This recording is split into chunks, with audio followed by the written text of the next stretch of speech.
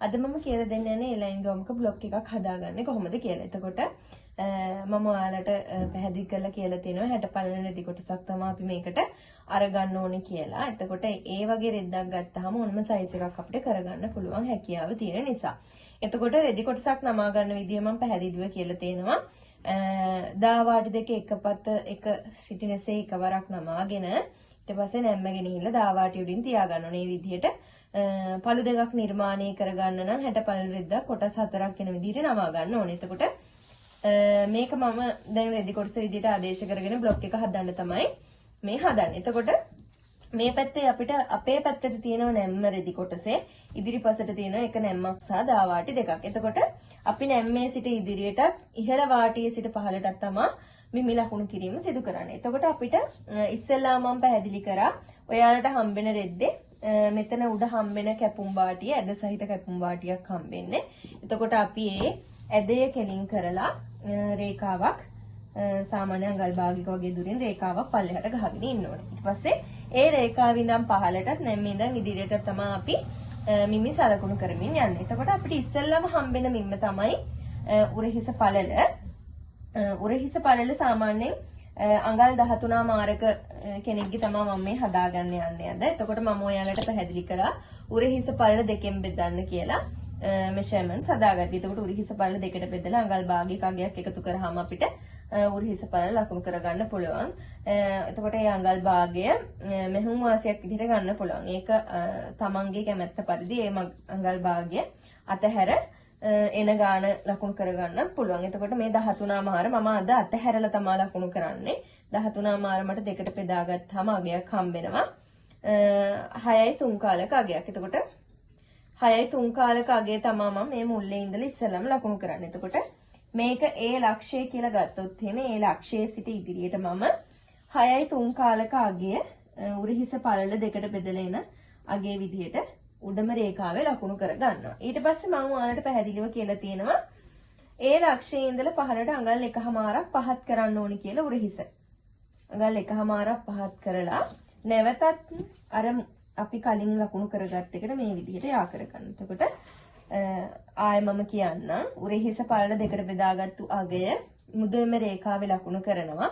අපි මේකට නමක් දෙනවා පෙර උරහිස කියලා. ඊට පස්සේ පෙර උරහිසේ කෙළවරේ ලක්ෂයේ ඉඳලා පල්ලෙහාට අඟල් 1මාරක් පාත් කරලා නැවත නැම්මේ මුදුන දක්වා යා කරනවා. එතකොට මේකට අපි නමක් දෙනවා නිවැරදි උරහිස කියලා. එතකොට AC කියලා අපි නිවැරදි උරහිස හඳුන්වන්න පුළුවන්.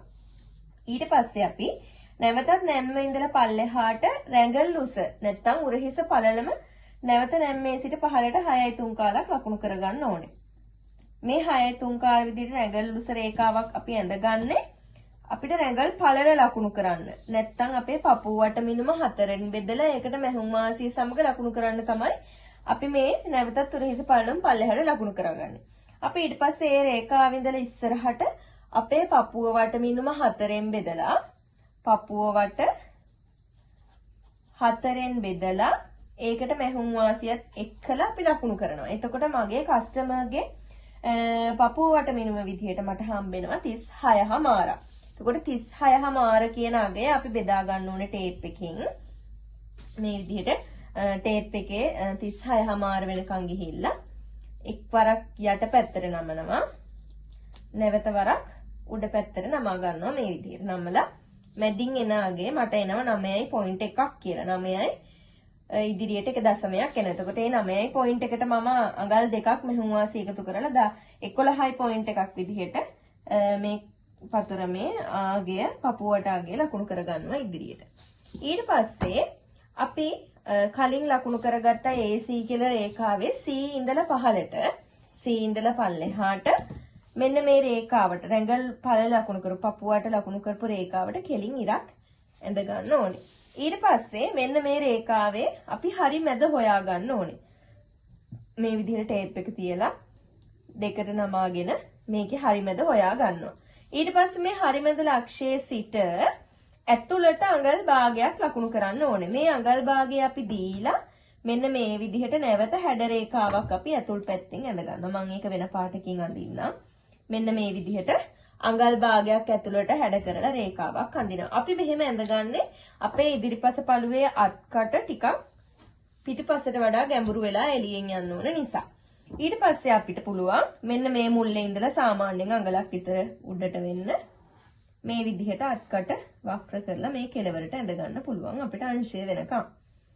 ඒක තමන්ගේ අතේ හුරුව අනුව හැඩ කරගන්න පුරුදු වෙන්න. ඊට පස්සේ අපි මෙන්න මේ AC රේඛාවේ අපි ගණනය කරලා හදාගත්ත කර පළල ලකුණු කරනවා. මම මෙයාට කර පළල දෙනවා අඟල් 3මාරක්. ඊට පස්සේ මෙයා කර ගැඹුරු ඉල්ලලා තියනවා මගෙන් අඟල් 5ක්. ඒක අපි නැම්ම දිගේ පල්ලෙහාට තමයි ලකුණු කරන්නේ. මේ විදිහට ලකුණු කරලා මම කිව්වා මෙන්න මේ ලක්ෂ දෙක යා කරමින් කොටුවක් නිර්මාණය කරගන්න කියලා. ඊට පස්සේ මේ නිර්මාණය වෙන කොටුව තුල ඔයාට රවුම් කර හැඩයක්, කොටු කර හැඩයක්, V shape එකක්, ස්වීට් හાર્ට් එකක් මේ ඕනම කර හැඩයක් මෙන්න මේ කොටුව තුල තමයි නිර්මාණය කරගන්න තියෙන්නේ. එතකොට මම මෙයාට රවුම් කර හැඩයක් දීලා මේකේ කර නිර්මාණය කරගන්නවා. එතකොට අපි මේකේ AF ලෙස කර පළලත් AG ලෙස කර ගැඹුරත් අරගන්නවා. ඊට පස්සේ මම ඔයාලට පැහැදිලි කරලා තිනවා මෙෂර්මන්ට්ස් ගනිද්දී උස මිමි ගන්නකොට කර අපේ කන කෙලින් බෙල්ල මුලට ටේප් එක තියලා තමයි ගන්න ඕනේ කියලා. ඒ කියන්නේ බ්ලොක් එකක කර පළලේ සිට පහළට තමයි අපි සියලුම උස මිමි, ඒ කියන්නේ උස මිමි ලකුණු කරන්න ඕනේ. ඉන දක්වා උස, උකුල දක්වා උස සහ ගව් මේ උස කියන මිමි තුන අපි ලකුණු කරන්නේ කර පළලට ටේප් එක තියලා. එතකොට මට මගේ කස්ටමර්ගේ ඉන උස හම්බෙලා තියෙනවා අඟල් 14ක්. මේක ඉනෙන් වෙන් කරන්න නැති ගවමක් නිසා මම මේ 14 ඒ විදිහටම මැහුම් වාසි කිසිවක් නැතුව පහළට ලකුණු කරගෙන මේ විදිහට දිගට රේඛාවක් ඇඳ ගන්නවා. හරිද? ඊට පස්සේ මේ දිගට ඇඳ රේඛාවේ අපි ඉන උස ලකුණු කරපු